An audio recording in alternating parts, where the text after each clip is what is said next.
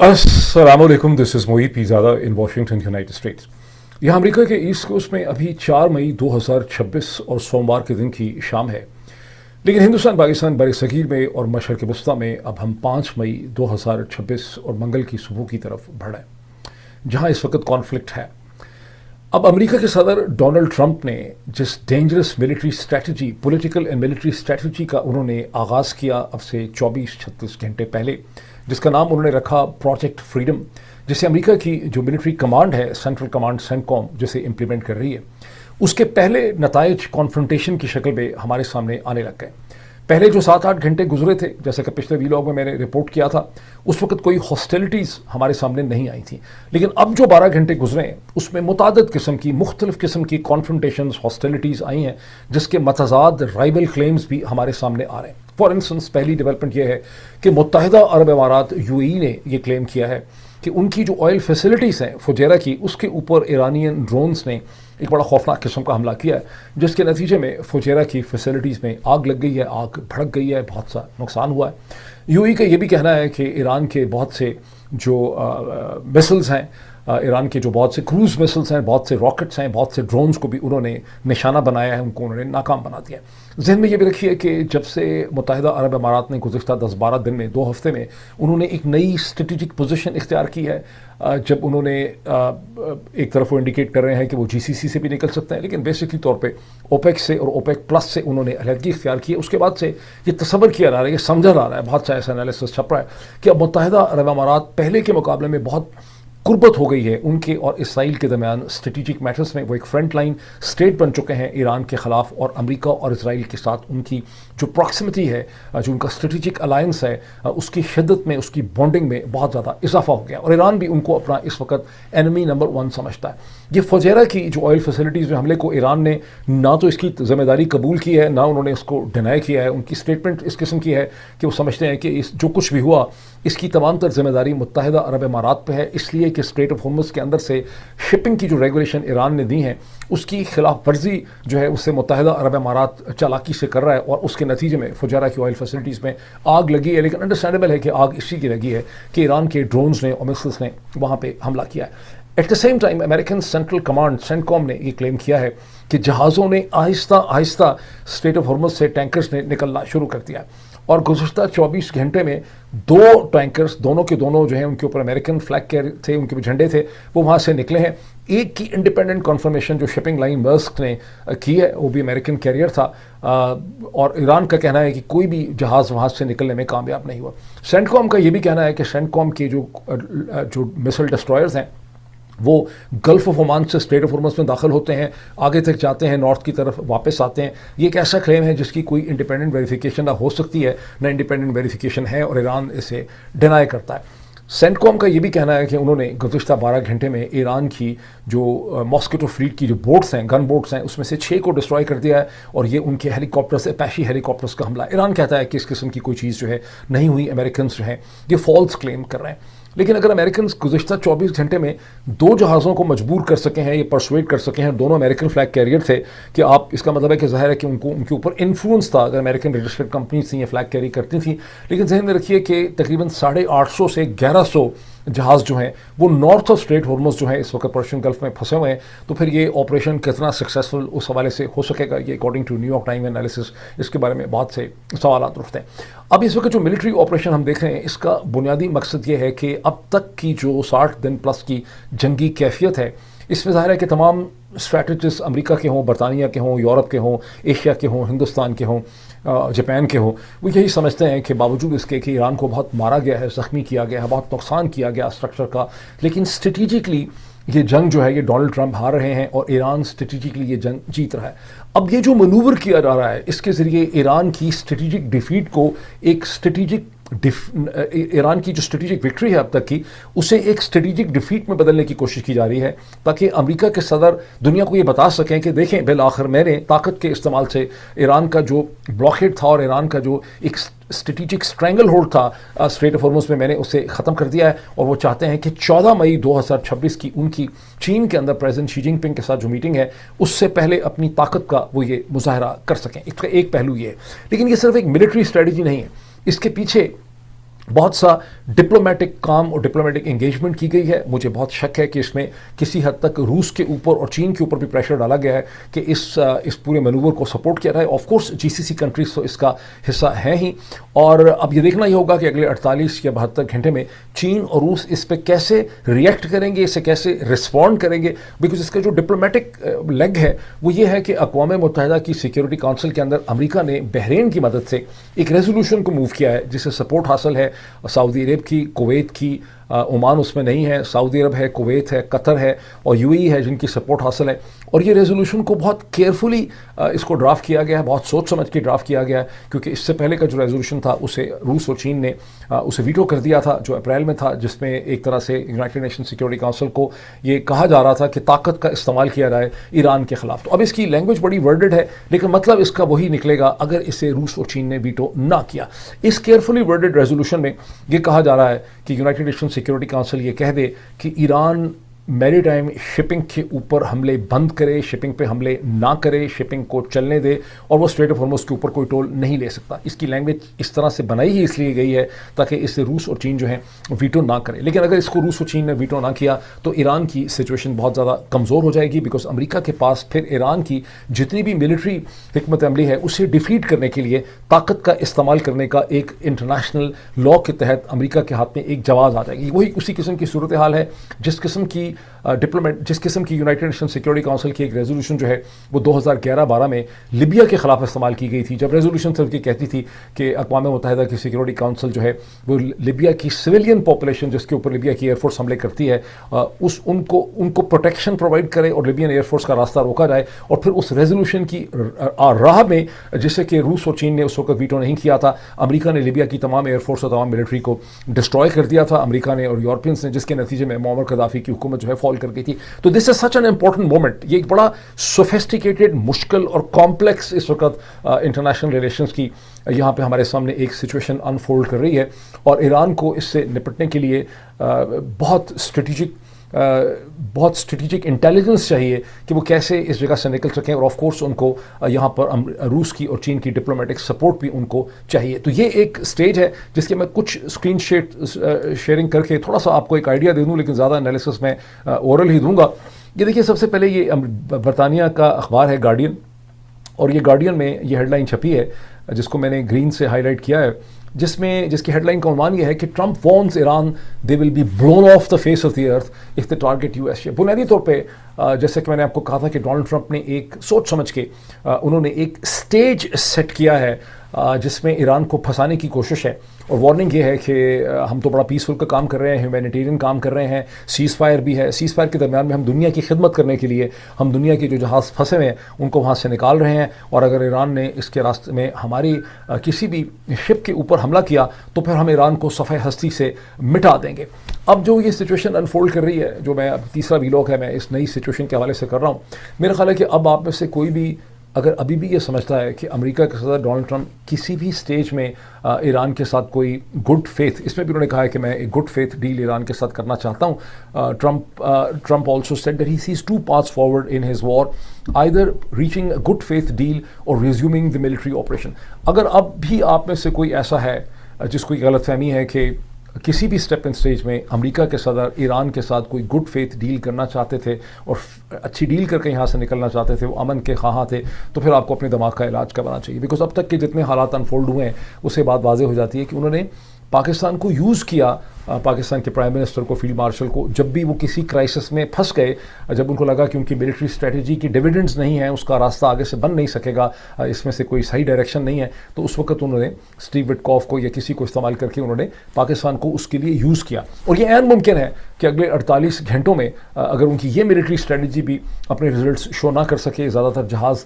निकलने में कन्विंस ना हो सके, वो ऊपर ही फंसे रहे, ईरान ऐसी हरकतें करता रहा कि जहाज़ सामने ना आ सके, ईरान ने अपने आप को बचाया भी, मैनेज कर लिया ईरान ने, तो एक बार फिर हो सकता है कि शहबाज शरीफ और फील्ड मार्शल आसिम मुनीर का नाम लेके डोनाल्ड ट्रंप कहें कि मैं फिर अब टेबल की तरफ जो है वो जाना चाहता हूँ। तो एक तो ये चीज़ समझनी बहुत ज़रूरी है। दूसरा, मैं क्विकली आपको थोड़ा सा बता दूं कि जो क्लेम किए गए हैं, ये प्रेस टेलीविजन की साइट आप देख रहे हैं, US claim of sinking Iranian boats is a lie, senior military official told the Iranian IRB जो उनकी एजेंसी है। यहाँ पे मैं 2-3 चीज़ें और भी आपको बता दूं कि फुजैरा के हवाले से भी ईरान का कहना ये है कि ये एक कॉन्फ्रंटेशन के नतीजे में हुआ है, हम इसके लिए रिस्पॉन्सिबल नहीं है। और ईरान की इसी साइट में, जो इस वक्त मैंने खोली भी नहीं, प्रेस टेलीविजन में ये भी क्लेम है कि अमेरिका का जो ये दावा है कि जहाज़ गुजर रहे हैं स्ट्रेट ऑफ हॉर्मज़ से, ये बात सही नहीं है। कोई भी जहाज़ गुज़श्ता चंद घंटों में नहीं गुजरे। लेकिन मैंने आपको बताया कि इंडिपेंडेंट जो मैरीटाइम एजेंसी है, मर्स्क जो है, जो शिपिंग एजेंसी है, वो कहती है कि कम से कम एक अमेरिकन फ्लैग कैरियर जहाज़ जो है वो डेफिनेटली तौर पे यहाँ से उसने क्रॉस किया। अब मैं आपको एक और चीज़ बताना चाहता हूँ और फिर मैं उसकी साइट भी आपसे शेयर करूँगा। देखिए, अब से कोई 24 घंटे पहले अमेरिका के इंतहाई रिस्पेक्टेबल, बहुत रेस्पेक्टेड प्रोफेसर हैं यूनिवर्सिटी ऑफ शिकागो के, प्रोफेसर रॉबर्ट पेप, उन्होंने एक ट्वीट किया चंद लाइनों का। उस ट्वीट में उन्होंने कहा कि ये जो डोनाल्ड ट्रंप ने नया मैनूवर शुरू किया है, ऑपरेशन फ्रीडम, ये बिल्कुल मुझे याद दिलाता है गल्फ ऑफ टॉनकिन 1964 की, जब इसी तरह से मिलिट्री बिल्डअप किया गया था, एस्केलेशन का बहाना ढूंढना था और फिर ये क्लेम किया, मैं भी आपको साइट्स पे शेयर करके दिखाता हूँ, क्लेम किया गया कि अमेरिकन जो डिस्ट्रॉयर्स हैं उनके ऊपर नॉर्थ वियतनामीज़ ने और वियतमिन ने हमला कर दिया और यूँ अमेरिकन कांग्रेस को मजबूर किया गया, जिसने ओवरवेलमिंगली अमेरिकन प्रेसिडेंट जो है उसको परमिशन दे दी एक वॉर ऑपरेशंस को कंटिन्यू करने की और हर किस्म का अमेरिका की नेशनल सिक्योरिटी में इकदाम करने के लिए।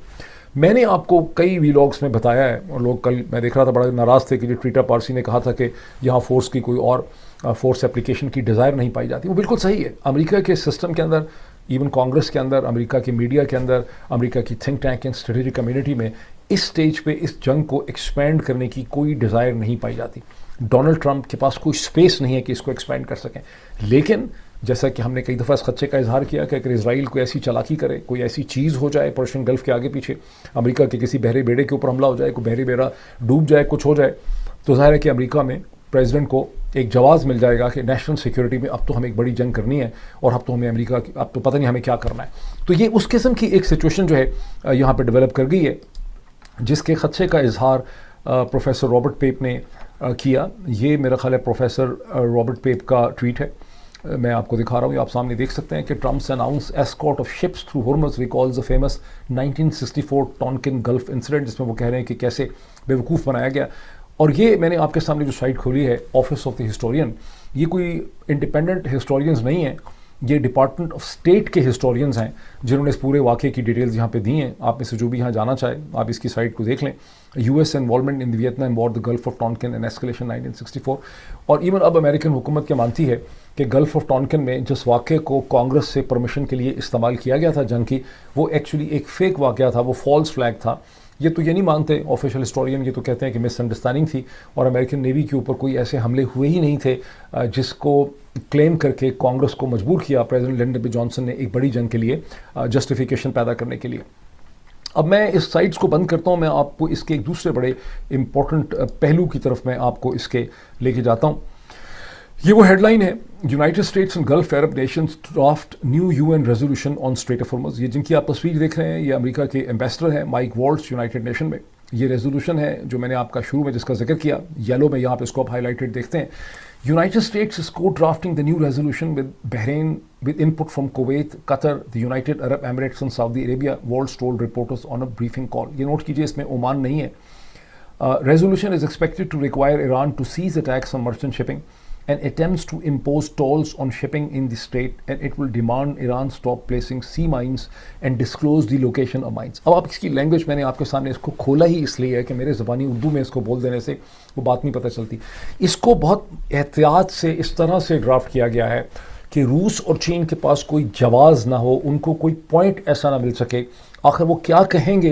ये सिर्फ ये कहा जा रहा है कि जो मर्चेंट शिपिंग है उसको गुजरने की इजाज़त होनी चाहिए, ईरान मर्चेंट शिपिंग के ऊपर हमले ना करे, जो कि इंटरनेशनल लॉ के हिसाब से ईरान को नहीं करने चाहिए, ईरान को वहाँ पे सी माइंस नहीं बिछानी चाहिए। ये रेजोल्यूशन लाई गई है, लेकिन ये बड़ी ख़तरनाक रेजोल्यूशन है। On the face of it की एक बड़ी मासूमाना और इनोसेंट रेजोल्यूशन लगती है, लेकिन ये बिल्कुल भी इनोसेंट रेजोल्यूशन जो है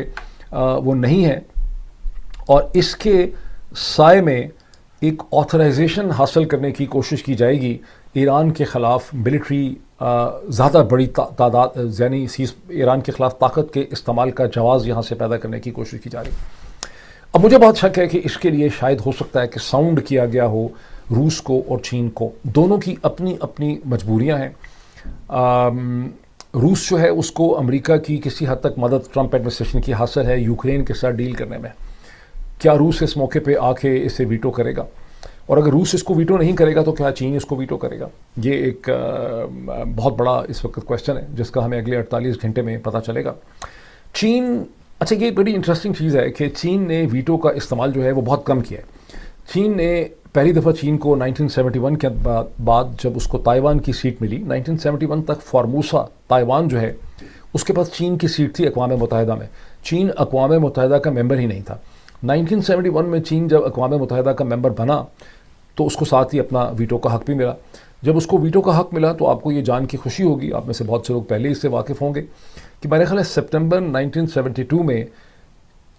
पीपल्स रिपब्लिक ऑफ चाइना ने अपने वीटो का पहला हक़ इस्तारात जो यूज़ किया वीटो का, वो उन्होंने पाकिस्तान के लिए किया, और उन्होंने बांग्लादेश की जो उस वक़्त की रिकग्निशन थी as a member of the United Nation उसका उन्होंने रास्ता रोका, और उन्होंने उसकी जवाब उस वक़्त ये दिया कि अभी तक हिंदुस्तान की अफवाज जो हैं, जवाब बड़ा ज़रूरी होता है कि अभी तक हिंदुस्तान की अफवाज जो हैं वो मुकम्मल तौर पे उन्होंने बांग्लादेश की टेरिटरी वैकेट नहीं की। लेकिन असल वजह ये थी कि पाकिस्तान को अपने ट्रूप्स, पाकिस्तान को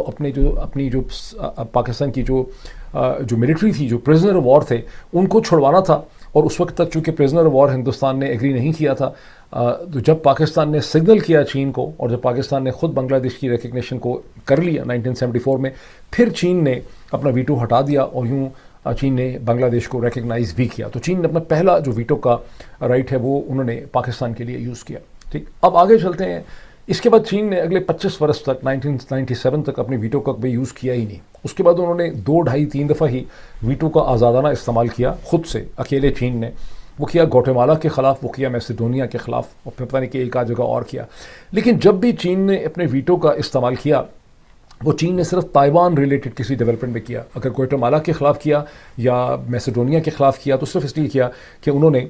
ताइवान की कोई रिकग्निशन की थी या ताइवान के साथ उनका कोई रिलेशनशिप था। तो चाइना का प्रिंसिपल बड़ा क्लियर है कि वो वीटो का इस्तेमाल बहुत स्पेयरिंगली करता है। अमेरिका की तरह नहीं करता जिसने वीटो को अंडे टमाटर में बदल दिया है और हर वक्त right left up and down America ने वीटो कर करके अक़वाम मुत्तहिदा का कुंडा कर दिया। ऐसा उन्होंने कभी भी नहीं किया।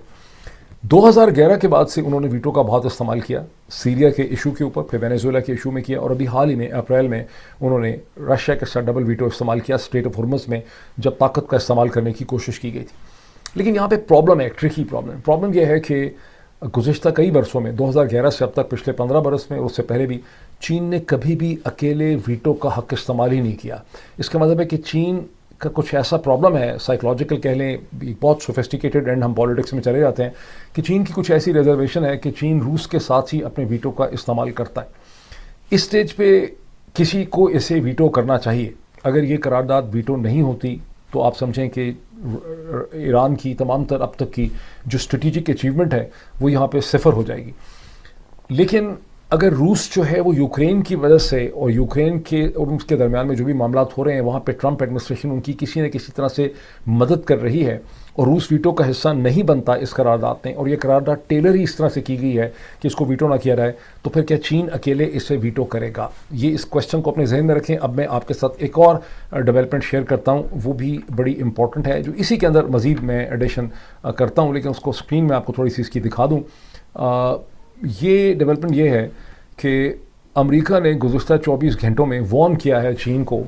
United State warns China over Iranian oil as sanctions fight intensified. बुनियादी तौर पे जिनकी पिक्चर आप देख रहे हैं यहाँ स्क्रीन के ऊपर, ये स्कॉट बेसेंट हैं जो अमेरिका के सेक्रेटरी ट्रेजरी हैं। उन्होंने चीन को ये कहा है कि आपकी कंपनीज और रिफाइनरीज जो हैं ये अभी भी तेल ख़रीद रही हैं ईरान का। ईरान इंटरनेशनल टेररिज्म करता है, आप इनका तेल ख़रीदते हैं, आप इंटरनेशनल टेररिज्म को सपोर्ट करें। सो क्या किया जा रहा है कि चीन के ऊपर दबाव बढ़ाया जा रहा है। और स्कॉट बेसेंट ये साहब जो हैं ये मेन उस डेलीगेशन का हिस्सा होंगे जिन्होंने 14 मई 2026 को चीन में जाके प्रेसिडेंट शी जिनपिंग के साथ जो ट्रंप की टीम जा रही है उसका हिस्सा है। तो शी जिनपिंग की टीम के ऊपर यहाँ पे दबाव बढ़ाया जा रहा है मुख्तलिफ इल्ज़ामात लगा के, ताकि वो ईरान की इस स्टेज के ऊपर मदद ना करें। अब मैं जो चीज़ थोड़ा सा आपको दिखाता हूँ, फर्स्ट यहाँ लिखा हुआ है कि Iran is the largest state sponsor of terrorism and China has been buying 90% of the energy, so they are funding the largest state sponsor of terrorism. लेकिन अब सिग्निफिकेंट चीज़ देखें, ये 2 पैराग्राफ्स हैं, फिर बात हम ख़त्म करते हैं, वापस आ जाते हैं।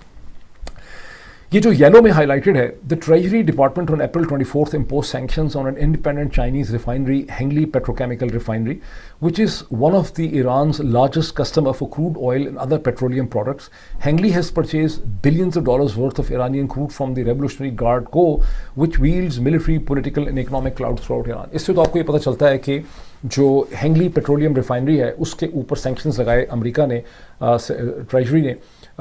अच्छा, अब उसका जवाब क्या है वो दूसरा ग्रेड में देख लें। लेकिन जो चीज़ यहाँ पर ईरान ने, जो चाइना बड़ा मोहतात मुल्क है, लेकिन चाइना ने यहाँ पे पिछले हफ्ते में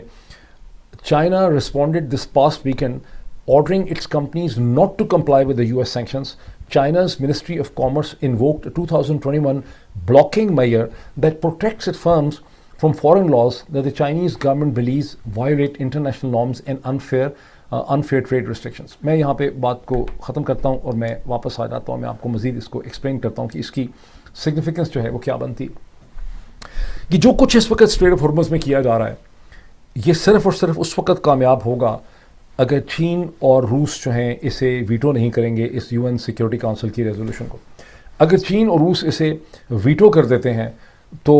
ये अमेरिका के मैनूवर की अहमियत सारी की सारी जो है वो ख़त्म हो जाएगी। ये मेरा एनालिसिस है, ठीक। और ये बड़ा वेल थॉट आउट मैनूवर है और मैंने आपको पहले भी एक्सप्लेन किया कि जब भी अमेरिका फंस जाता है मिलिट्री स्ट्रेटजी में तो वो फिर उस वक्त एक सीज़ फायर का बहाना करते हैं। असल में उनके पास ईरान को देने के लिए कुछ नहीं है, उनको कोई ईरान को डील देनी नहीं है, उनके पास डील देने को कुछ है नहीं है। ईरान को अमेरिका से गारंटीज चाहिए कि उसके ऊपर दोबारा हमला नहीं किया जाएगा, उसको अपनी रिकन्स्ट्रक्शन के लिए पैसे चाहिए, या तो हमारे से सैंक्शंस हटा ले या हमें स्ट्रेट ऑफ हॉर्मुज़ से कुछ सालों के लिए रेवेन्यू लेने दें। ईरान फंसा हुआ है, अमेरिका का ये है कि ठुड्डा मारो, इधर से बाहर निकल जाओ, अल्लाह अल्लाह खैर सल्लाह। और ये जो सारी कहानी बार बार अमेरिकन ज़राए इब्लाग आपको सुना रहे हैं, डोनाल्ड ट्रंप सुना रहे हैं, उनके देखा देखी दुनिया की हज़ारों पब्लिकेशन रोज़ की कहती हैं कि ईरान से गारंटीज़ चाहिए कि वो लिख के दे दें कि हम इन्वेस्टमेंट नहीं करेंगे, हम वेपन नहीं बनाएंगे। सब बकवास है, ये सब आपको बेवकूफ़ बनाने के लिए बात की जा रही है। ये असल में इशू है ही नहीं। असल इशू ये है कि अमेरिका को इस जंग से डोनाल्ड ट्रंप को निकलना है और उनको आगे अपने बहुत से मसाइल की तरफ जाना है। ईरान जाने और ईरान के लोग जाने और ईरान की हुकूमत जाने, अगर उनको साल के बाद लगा कि दोबारा कुछ न्यूक्लियर काम हो रहा है तो हम फिर दाएंगे, फिर ठोक देंगे, फिर हम एयर अटैक कर देंगे। ये एक बॉटम लाइन है, बड़े क्रूड आपको मैं अपनी उर्दू ज़ुबान में जिसे कहते हैं ना कि गंदी तरह से बात समझाने की मैं कोशिश कर रहा हूँ। अब यहाँ पर चीन के ऊपर दबाव डाला जा रहा है, मेरा ख्याल है कि रूस के ऊपर ऑलरेडी दबाव है, चीन के ऊपर दबाव डाला जा रहा है कि, और अब मैं इतना बड़ा इंटरनेशनल इकोनॉमिस्ट, ट्रेड इकोनॉमिस्ट नहीं हूँ कि मैं समझ सकूँ कि जो समिट मीटिंग होनी है प्रेसिडेंट ट्रंप के दरम्यान में, शी जिनपिंग के दरम्यान में, उसमें किसके पास ज़्यादा पत्ते हैं। क्योंकि हम पाकिस्तानी अक्सर ये समझते हैं कि सारे पत्ते चीन के पास ही हैं। अगर तो चाइनीज़ हाथ बड़ा स्ट्रॉन्ग है, चाइनीज़ समझते हैं कि हमने अमेरिका को ज़्यादा देना है, अमेरिका को हमारी ज़्यादा तलब और ज़रूरत है, तो वो सरेंडर नहीं करेंगे और वो ये वीटो इसको कर देंगे। ये जो करारदाद है बहरीन की, यूनाइटेड स्टेट्स की, अगर चाइनीज़ फंसे हुए हैं इनके हाथ और ये जो दबाव डाल रहे हैं उनके ऊपर, उसमें चाइनीज़ मरूब हो जाएंगे तो वो इसको वीटो नहीं करेंगे और ईरान जो है वो बहुत बुरी तरह से फंस जाएगा। ये एक बड़ा इंपॉर्टेंट एनालिसिस है जिसकी इन व्यू ऑफ दिस एनालिसिस अगले चंद दिनों की जो डेवलपमेंट्स हैं उससे हम असेस कर सकेंगे। अब मैं थोड़ा सा, ये मैंने खासा एक्सप्लेन कर दिया, मैं कुछ अल्टरनेट किस्म की खबरें आपसे थोड़ी सी शेयर कर दूँ जिनका ताल्लुक पाकिस्तान से है, हिंदुस्तान से, कुछ पॉजिटिव किस्म की खबरें वो मैं आपको दिखाता हूँ। पहली तो ये देखिए कि पाकिस्तान की जो ज़रूरत है वो ऑफ कोर्स है, वरना आज के जो दिन ख़त्म हो गया मंडे का, मेरा ख्याल है उसमें ये जो 22 क्रू मेंबर थे ईरानियन शिप के, टोस्का के, उनको पहले पाकिस्तान के हवाले किया गया था। मेरे ख्याल संडे को और मंडे को पाकिस्तान ने उनको, मेरी अंडरस्टैंडिंग है कि ईरान के हवाले कर दिया, अब तक वो उनको कर चुके हैं। और यूँ पाकिस्तान को दोबारा एक मीडिएटर के रोल में, उसकी इज़्ज़त में यहाँ पर इजाफा कर दिया गया। ये कतर के ज़रिए भी हो सकता था, ये अक़वाम मुत्तहिदा के ज़रिए भी हो सकता था, ये रेड क्रॉस के ज़रिए भी हो सकता था, ये किसी के भी ज़रिए हो सकता था। पाकिस्तान के ज़रिए इसलिए हो रहा है कि पाकिस्तान की एक कंटिन्यूइंग ज़रूरत है डोनाल्ड ट्रंप को। हो सकता है कि 3 या 4 दिन के बाद अगर ये मिलिट्री मनूवर जो ऑपरेशन फ्रीडम है ये कामयाब ना हो सके तो एक बार फिर पाकिस्तान एक नया सीज़ फायर या नई बातचीत जो है यहाँ पर करवा रहा होगा। एक और पॉजिटिव डेवलपमेंट वो है जब हम देखते हैं कि पाकिस्तान की नेवी ने एक शिप की मदद की है पर्शियन गल्फ़ में, जब शिप का नाम है MV गौतम, जो इंडियन शिप था वो फंस गया, उसको कोई टेक्निकल मसले थे और पाकिस्तान की नेवी के PSS कश्मीर जो है, PMSS कश्मीर ने उनको रिलीफ वहाँ पे प्रोवाइड की है। और यूँ एक पॉजिटिव बॉन होमी है which is a very positive development कि कैसे इंडियन नेशनल्स को, इंडियन सेलर्स को पाकिस्तान की नेवी ने मदद की है। अब थोड़ा आगे चलें, आगे डेवलपमेंट जो है ना वो खासी डेंजरस किस्म की है पाकिस्तान के पॉइंट ऑफ व्यू से। हिंदुस्तान की भारतीय जनता पार्टी और नरेंद्र मोदी जो हैं उन्होंने जितनी भी स्टेट इलेक्शंस अभी हुए हैं उसमें वो बहुत शिद्दत से उनको कामयाबी मिल रही है। और ये जो हेडलाइन आपके सामने अल जज़ीरा की है जिसका टाइटल है hegemonic power how Modi's BJP won India's Bengal for the first time, और बड़ी इंटरेस्टिंग है। अगर वैसे इंडिया की पॉलिटिक्स को समझना बहुत मुश्किल है, मैं अरसे से कोशिश कर रहा हूँ, लेकिन इंडिया की पॉलिटिक्स इतनी इंट्रिकेट है, उसमें इतनी पॉलिटिकल पार्टीज़ हैं, इतने प्लेयर्स हैं, इतने इकोनॉमिक इशूज़ हैं, वहाँ कोई मिलिट्री इस्टेब्लिशमेंट नहीं है जिसकी सारे लोग बात सुने कि उसको यकीन माने, खुदा की कसम है, इसको समझना भी बड़ा मुश्किल है। लेकिन यहाँ पे जो चीज़ हो रही है वो ये हो रही है कि भारतीय जनता पार्टी और नरेंद्र मोदी की पार्टी, जिसको 2024 में एक सेटबैक था, उसने पहली दफ़ा वेस्ट बंगाल भी उन्होंने जीत लिया स्टेट इलेक्शंस में। और एक और मैं आपको सिर्फ एनालिसिस की हेडलाइन दिखा दूं हिंदू से, अ round of election the signals structural dominance. Analysis ये कहता है कि बीजेपी को जो एक वीकनेस उनकी आई थी 2024 के इलेक्शन में, उस वीकनेस से उन्होंने रिकवर कर लिया है and one after the other जो स्टेट इलेक्शंस हैं वो जीत रहे हैं। और उनका जो एक लोकल पॉलिटिक्स का इलेक्टोरल है, जो कास्ट सिस्टम से प्ले कर रहे हैं, जो इसे कहते हैं स्टेट इंस्टीट्यूशंस में उनकी पेनिट्रेशन है, और जो इंडस्ट्रियल कॉन्ग्लोमरेट है हिंदुस्तान के अंदर, उनके साथ बीजेपी की जो इक्वेशन बन चुकी है, उसके नतीजे में अब उनकी डोमिनेंस उसी किस्म की है जिस तरह की 1960 और 70 की दिहाई में, जब या 50 और 60 की दिहाई में इंडियन नेशनल कांग्रेस की इंडियन पॉलिटिक्स के ऊपर होती थी। अब इसकी क्या सिग्निफिकेंस है, मैं आखिर में थोड़ा सा इस पर आपको एक जुमला करूँ बात, और मैं बात को ख़त्म कर दूँ। देखिए, इसकी सिग्निफिकेंस ये है, पाकिस्तान के लिए बड़ी बुरी सिग्निफिकेंस है, because Narendra Modi of course बड़ा इंजर्ड फील करते हैं जनरल आसिम मुनीर उनकी टीम से, मौजूदा हुकूमत से, पहलगाम, ऑपरेशन सिंदूर, बनियानुल मसूद and all that, because net effect ये है कि जो कुछ भी हुआ, जिसकी अब पहली एनिवर्सरी आ रही है मई 7 और मई 10 के दरमियान में, ये पोस्ट पहलगाम, उसका नेट इफेक्ट ये है, बावजूद इसके कि पाकिस्तान को भी बहुत नुकसान पहुंचा, नेट इफेक्ट ये है कि हिंदुस्तान की प्रेस्टीज और स्ट्रेटिजिक जो स्ट्रेंथ है उसमें वीकनेस हुई, और नरेंद्र मोदी बहुत एम्बेरस हुए। उनके और अमेरिका के प्रेसिडेंट के दरमियान में ताल्लुकात भी ख़राब हुए, जिसके लिए वो इस पूरे इंसिडेंट को ब्लेम कर सकते हैं। इसका मतलब है कि जब तक नरेंद्र मोदी हैं और स्ट्रॉन्ग हैं, पाकिस्तान और हिंदुस्तान के दरमियान में ताल्लुकात की बेहतरी के चांसेस बड़े कम होंगे। अभी इतना ही, फिर आपसे मुलाकात होती है बहुत जल्दी। Thank you.